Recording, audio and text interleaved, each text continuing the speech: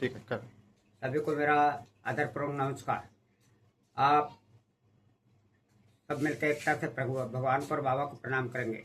भगवान बाबा हनुमान जी को प्रणाम, महान त्यागी बाबा जुमदेव जी को प्रणाम, परमात्मा एक।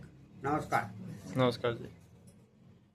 भगवत प्राप्ति के लिए निष्काम कर्म साधने के लिए परम पूज्य परमात्मा सेवक मंडल वर्तमान नगर नागपुर की ओर से भगवान बाबा हनुमान जी की कृपा से मानते कि बाबा जुमदेव जी के आदेशानुसार आज का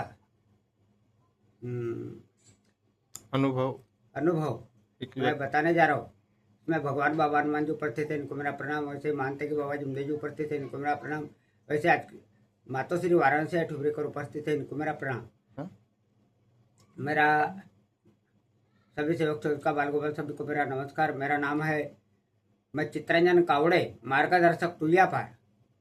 मैं मध्य प्रदेश बालाघाट और मैं बहुत दिनों से मार्गदर्शक हूँ।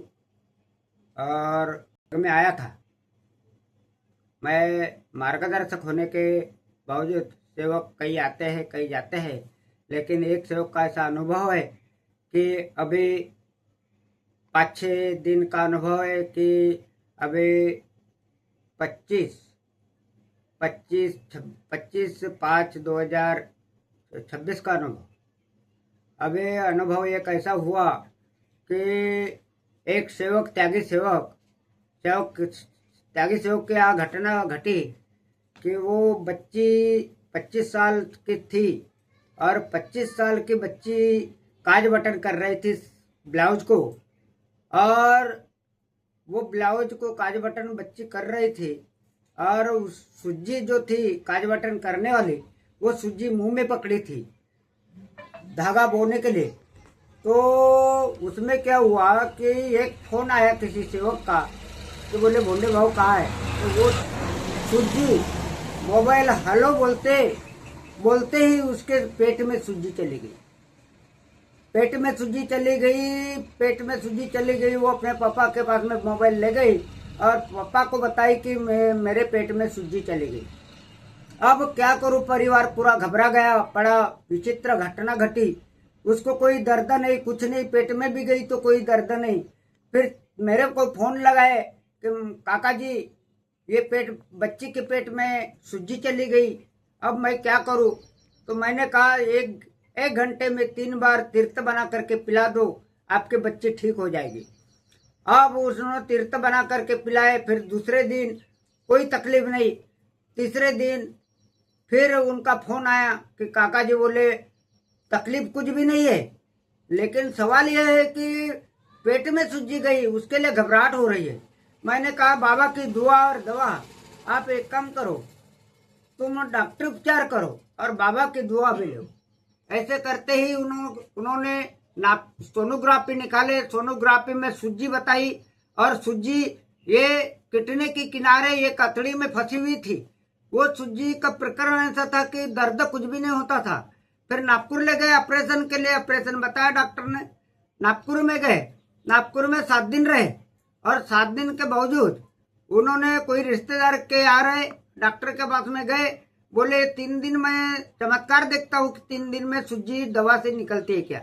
मेरे को फोन आया, काका जी बोले कैसा करे। मैंने बोला तीर्थ बनाने के लिए पीछे नहीं हटना, भगवान से योग मांगो, भगवान से विनंती करो कि भगवान बाबा हनुमान जी मानते कि बाबा जुमदेव जी आपसे मैं विनंती करता हूँ कि ये सुज्जी अपने आप संडास के माध्यम से निकल जाना चाहिए। ऐसे मैंने कहा भगवान से योग मांगो, मेरे बाबा से योग मांगो, मेरे आई से योग मांगो, सुज्जी निकल जाएगी। और वही शब्दों से 3 दिन में वो दूसरे दिन फिर नागपुर में जाने के बाद में दूसरे दिन सुज्जी संडास के पास में गई।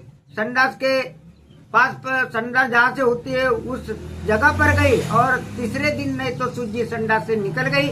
ऑपरेशन करने की कोई मोहब्बत नहीं आई और हंसी खुशी उन्होंने मेरे को कॉल किए। काका जी बोले आपने शब्द दिए हो कि भगवान से ऐसा योग मांगो और वही योग मंगाए और तीर्थ बनाए तो संडास से सुज्जी निकल गई। ऑपरेशन करने की जरूरत नहीं पड़ी, पैसा बच गया।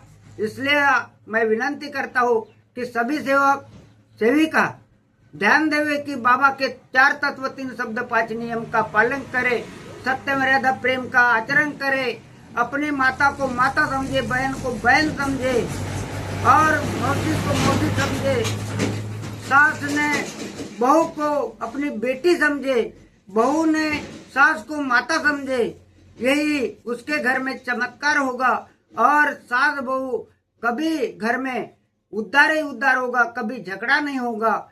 यही मैं विनंती करता हूँ सेवकों से कि सत्य मर्यादा प्रेम का आचरण करे, 4 तत्व 3 शब्द 5 नियम का पालन करे। नमस्कार। हाथ जोड़ूं क्या? हाथ जोड़ूं। नमस्कार सभी सेवकों को। सभी को मेरा नमस्कार जी। नमस्कार।